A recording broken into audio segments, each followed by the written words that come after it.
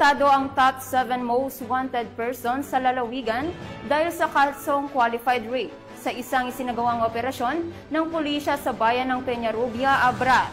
Ang report mula kay Patrolwoman Maria Ella Garcia.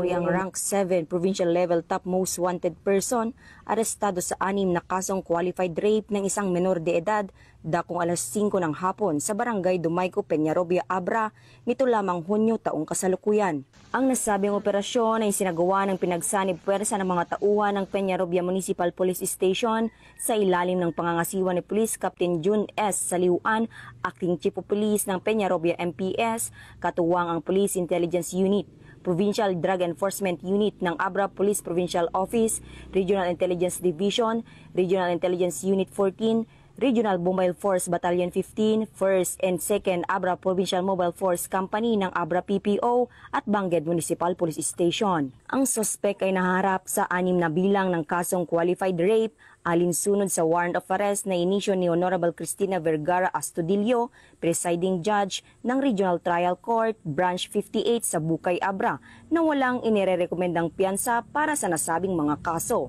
Ayon sa pamunuan ng Peñarubia PNP, ang matagumpay na pag-aresto ay bahagi ng patuloy na kampanya ng pambansang pulisya laban sa mga kriminal na may mamibigat na kasalanan, partikular na ang mga sangkot sa karahasan laban sa kabataan, upang matiyak ang hustisya para sa mga biktima ng karahasan.